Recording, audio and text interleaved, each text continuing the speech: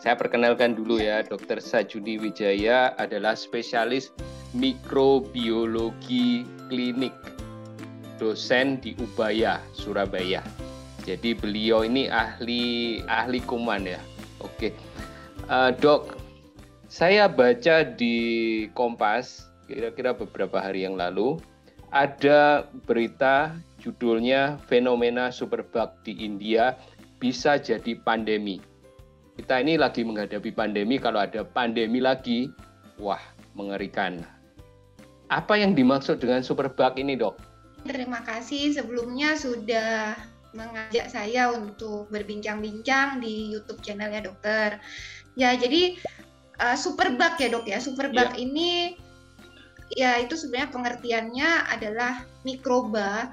Jadi bisa bakteri, jamur atau virus, tapi terutama sih bakteri ya dok. Itu yang mengalami perubahan menjadi kebal terhadap antibiotik. Jadi dia tuh sudah tidak bisa lagi diobati dok dengan antibiotik pada umumnya. Nah ini yang bahaya karena kalau sudah tidak bisa lagi dibasmi si kumannya itu atau mikrobanya itu, maka ya pasiennya tidak bisa lagi disembuhkan. Nah jadi berbahaya jadinya dok gitu. Wah ngeri dong. Iya, jadi memang mikroba itu kan secara natural pun dia akan mengalami perubahan menjadi resisten ya dok, jadi kebal maksudnya terhadap antibiotik itu secara natural bisa, tapi umumnya ini dikarenakan kesalahan dalam penggunaan antibiotik dok. Jadi penggunaan antibiotik secara berlebihan, kemudian penggunaan antibiotik yang tidak tepat. Nah, ini yang salah. Jadi seringkali misalnya viral dok ya, virus itu juga diberikan antibiotik, padahal kan sebenarnya tidak perlu. Nah, seperti itulah yang mengakibatkan terjadinya resistensi antibiotik atau kuman-kuman yang jadi kebal ini, superbug itu tadi dok. Gitu. Jadi penggunaan antibiotik yang tidak semestinya bisa memicu terjadinya superbug seperti ini. Misalnya ada orang yang sakit batuk pilek. Apakah di sana di Indonesia penggunaan antibiotik sudah dilakukan dengan semestinya? Memang di Indonesia seringkali pasien itu dok merasa belum atau tidak akan sembuh jika tidak mendapat antibiotik. Ini pengalaman saya sendiri dok. Jadi banyak orang tua, itu terutama orang tua ya dok ya. Jadi misalnya berobat, ngajak anaknya berobat yang sakit batuk pilek. Nah mereka umumnya tuh minta, dok dikasih antibiotik dong dok. Kalau enggak nanti enggak sembuh nih dok gitu. Jadi padahal baru juga 1 hari panasnya gitu loh dok. Jadi panasnya pun juga bukan yang kemungkinan besar saya lihat juga bukan karena bakteri, kemungkinan besar karena viral. Jadi ya saya jelasin akhirnya bahwa ya belum perlu dulu, dan memang ternyata pasien tersebut setelah 2 harian panasnya turun dan tanpa antibiotik gitu. Tapi memang harus dijelaskan dok, karena umumnya masyarakat masih menganggap antibiotik itu sebagai obat dewa. Jadi kalau nggak minum antibiotik nggak akan sembuh. Seperti itu. Nah itu, itu yang harus kita jelaskan ke masyarakat juga dok. Iya. Jadi lebih perlu education supaya mereka bisa memahami bahwa antibiotik itu untuk penyakit yang disebabkan oleh bakteri, bukan yang disebabkan oleh yang lain, yang virus atau yang lain. Bahkan sebagian besar batuk pilek itu tidak disebabkan oleh bakteri ya, lebih disebabkan oleh virus. Ya, dan ini tidak perlu ditangani dengan antibiotik. Kalau kita kasih semua masalah batuk pilek antibiotik, apa yang terjadi kira-kira? Iya, jadi kalau tadi ya dok ya, sedikit-sedikit kita kasih antibiotik, sedikit-sedikit kita kasih antibiotik, padahal sebenarnya karena virus saja. Nah, di dalam tubuh kita itu kan ada yang dinamakan kuman flora normal ya dok ya. Nah, flora normal di dalam tubuh kita itu akan jadi berubah dikarenakan penggunaan antibiotik yang tidak tepat tersebut dok. Ya, jadi bisa ya tadi itu bisa jadi kebal dia, karena kan dia sebenarnya dia itu normal di dalam tubuh kita dan bahkan menyehatkan, malah membantu untuk metabolisme tubuh kita gitu sih dok. Itu Ya, yang tambah kalau kita memakai antibiotik yang dengan tidak tepat, malah bakteri yang baik yang melindungi kita itu malah yang mati, sehingga bakteri yang jahat tambah hidup dan kebal iya, dengan antibiotik.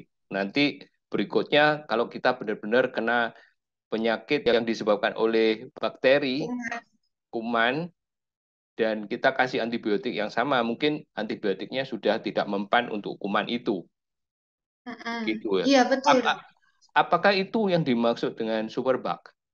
Iya, Dok. Jadi superbug itu termasuk beberapa, terutama untuk di rumah sakit sih ya, Dok ya. Jadi karena di rumah sakit itu kan nantinya akan diberikan antibiotik terutama untuk pasien-pasien yang dengan infeksi berat, Dok. Misalnya Ya. infeksi paru, infeksi aliran darah. Nah, itu umumnya bakteri-bakterinya itu ada yang disingkat SKP, Dok. Jadi Enterococcus faecium, Staphylococcus aureus, kemudian Klebsiella pneumoniae, Acinetobacter, Pseudomonas, dan juga Escherichia coli, Dok ya. Jadi bakteri-bakteri itu yang memang bisa membuat umumnya ya, Dok ya, bakteri-bakteri itu yang superbug itu yang bermasalah ketika pasien di rumah sakit sih, Dok. Iya, Gitu. iya, iya. Jadi Oke, susah diobatin dengan antibiotik pada umumnya gitu, Dok. Jadi harus oke. antibiotik yang sangat levelnya sangat tinggi dan itu biasanya mahal, Dok. Itu yang makanya di India itu pasien-pasiennya jadi sulit untuk ditolong karena kan mereka tidak mampu untuk membeli antibiotik yang mahal itu, Dok. Gitu. Kalau di Indonesia, apakah ada fenomena seperti ini, superbug, yang tidak mempan dengan antibiotik, bahkan antibiotik yang kuat? Sudah ada. Jadi MRSA itu ada beberapa rumah sakit di Indonesia yang sudah baik, tapi memang tidak semua rumah sakit di Indonesia sudah melakukan screening MRSA, Dok. Jadi Iya, screening oke. MRSA. Oke, Dok.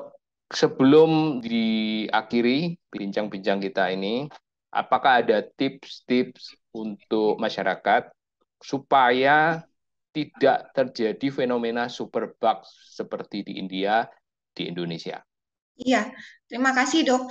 Jadi memang yang kita takutkan itu ketika nanti kuman-kuman itu tidak lagi bisa diobati dengan antibiotik ya, Dok. Jadi nanti kan kita takut kita seperti di zaman dahulu kala di mana antibiotik itu belum ditemukan, Dok. Jadi di zaman dulu Iya. kala itu kan infeksi itu sangat mengerikan ya, Dok ya, terutama Hmm, apapun infeksinya TBC, terus tuberkulosis itu ya, Dok, terus juga gonore, semua itu penyakit-penyakit yang sangat mematikan dan sekarang tuh sangat mudah diobati dengan antibiotik.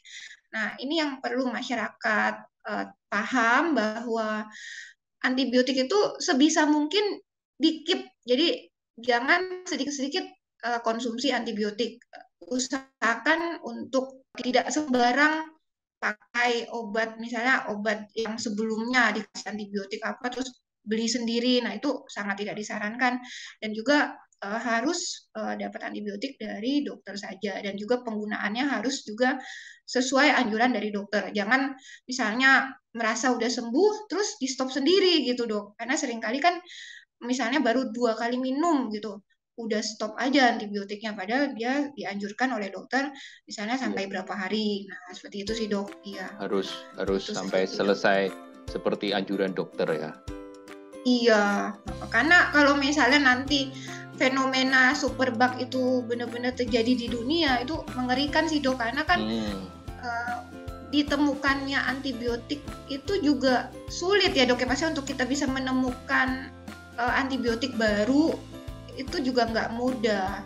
Nah, sudah dari farmasi itu untuk meneliti itu juga nggak gampang dan padahal misalnya si kumannya tuh udah kebal semua terhadap semua antibiotik gitu. Nah, saya pernah menemukan, Dok, yang seperti itu dan ya pasiennya umumnya kondisinya berat ya dan tidak selamat kalau sudah seperti itu sih. jadi kita harus benar-benar mengikuti aturan tentang penggunaan antibiotik supaya tidak terjadi fenomena superbug di Indonesia. Terima kasih Dokter Sasa sudah bersama kami menyampaikan edukasi yang sangat bermanfaat bagi masyarakat Indonesia. Bagi yang suka video ini, jangan lupa klik like dan jangan lupa subscribe dan share video ini ke teman-teman yang lain, dan sampai jumpa di bincang-bincang berikutnya. Bye-bye.